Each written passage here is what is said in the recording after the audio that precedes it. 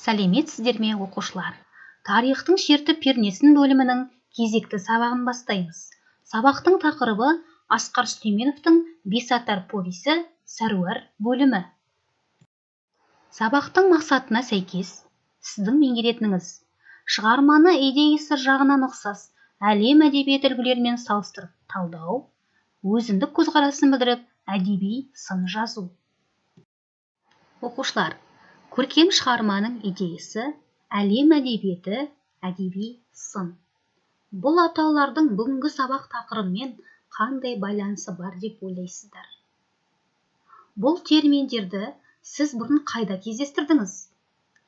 Өз тәжірибеңізден осы атауларды қолданудың мысалдарын келтіре аласыз ба? Осы сабақта бұл атаулар қандай қолданыста болады деп ойлайсыздар? Иә, сіздер бұл атауларды алдыңғы әдебиет сабақтарында кездестірдіңіздер. Оқылған көркем шығармалардың идеясын анықтап, шығармалар бойынша өз ой-пікіріңізді білдіру арқылы қолдандыңыздар. Бүгінгі сабақта біздер Бесатар повесін идеясы ұқсас әлем әдебиеті шығармаларының бірімен салыстырып, әдеби сын жазатын боламыз. Ең алдымен шығарма мазмұнын есімізге түсіру үшін мына сұрақтарға жауап берейік. Бірінші, неліктен офицер Сәруарды тұтқын ретінде ұстады? Екінші, неліктен Крейгель Сәруарды кереге тасқа алып келді? Үшінші, неліктен Галаношкин офицердің берген бұйрығын орындамады? Төртінші, неліктен шығарма бір орында шиыршық атқан қараланы айналайын, менің қараланды, қараламды менің, қан қызыл шәйі көмді, қан қызыл шәйі деген жолдармен аяқталған. Бесінші, неліктен шығарма тарауы Сәруар деп аталған? Алтыншы, неліктен шығарма Сәруардың өлімімен аяқталды? Автордың астарлы ойын анықтаңыз. Іске сәт, оқушылар.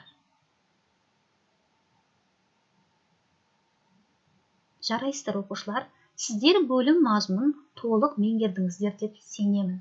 Бұл үзіндіден біз әкесін құтқарам деп келген оқыған жас Сәруардың ішкі психологиялық жан дүниесіндегі арпалыс пен оның өлімін суреттеу арқылы тұтас халықтың жеңілісін, сонау 1916 жылдардағы қазақ халқының қасіретін, халықтың басынан өткерген талай сұмдықтарына куә боламыз.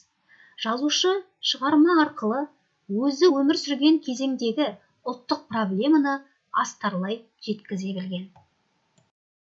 Оқушылар, бүгінгі сабағымызда Бесатар повесіндегі халықтың басына түскен қасіреттің психологиялық көрінісін, мылтықтың атқарып тұрған рөлін талдап, әдеби сын жазамыз.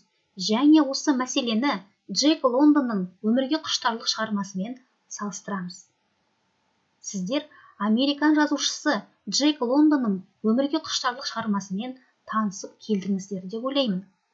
Ендеше, екі шығарманың ұқсастықтары мен ерекшеліктерін анықтап көрейік. Бұл тапсырманы орындау үшін тапсырманың дескрипторымен таныс болыңыздар. Бағалау критерийі: шығарманы идеялық жағынан мазмұндас әлем әдебиеті үлгілерімен салыстыра талдайды. Дескрипторы: шығармалардың тақырыбы мен идеясын анықтайды, шығармалардағы мылтықтың атқарып тұрған рөлін ажыратады, шығармалардың ұқсастықтары мен ерекшеліктерін талдайды. Іске сәт, оқушылар.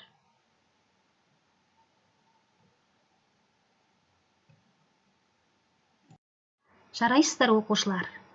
Сіздер бұл тапсырманы ойдағыдай орындап шықты деп сенемін. Өз жұмыстарыңызды ұсынылған нұсқамен салыстырып, толықтыруыңызға болады.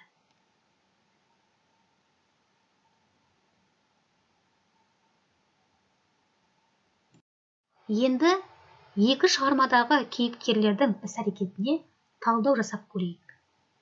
Кейіпкерлердің іс-әрекетіне талдау жасау арқылы халық басына түскен қасіреттің психологиялық көрінісін байқай аламыз. Концептуалды кестені толтырайық. Бағалау критерийі: шығармадағы кейіпкерлерге талдау жасайды. Дескрипторы: кейіпкерлердің психологиялық портретін анықтайды. Кейіпкерлердің іс-әрекетін жүйелеп жазады. Адамгершілік қасиеттерін анықтайды. Кейіпкерлерге өзіндік көзқарасын білдіреді. Жауаптарыңызды күтемін, оқушылар.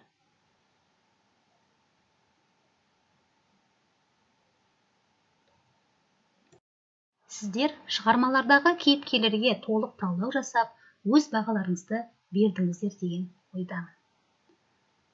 Дұрыс жауаппен салыстырып көрейік.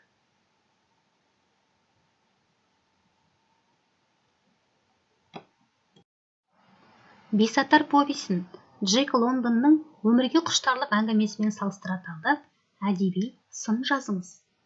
Бұл тапсырма сіздерге өзіндік жұмыс ретінде беріліп отыр. Шығарма бойынша өз ой пікірлеріңізді білдіріп, тапсырманы бүгінгі сабақтағыдай тамаша орындайсыздар деп сенемін. Сонымен бүгінгі сабағымызда нені меңгердік? Асқар Сүлейменовтің Бесатар повесінің сәруар деп аталатын үзіндісінің мазмұнымен таныстық. Идеялық жағынан ұқсас Джек Лондонның өмірге құштарлық әңгімесімен салыстыра талдадық. Шығармаларға қатысты өз пікірімізді білдіріп, әдеби сын жаздық. Жақсы шығарма жан серігін сәтті сомдалған кейіпкерімен қоса қуантады, ойландырады, мұңайтады. Асқар Сүлейменовтің Бесатар повесі алаш арыстары жүзеге асыра алмай кеткен, асыл армандарды жаңғыртқан, ұлт тағдыры мен болашағын терең зерделеген шоқтығы биік туынды. Асқар Сүлейменовтің қай шығармасын алсақ та, жазушының тұлғалық тұғырын биіктете түсетін шығармалар. Жазушының басқа да шығармаларын оқуға кеңес беремін.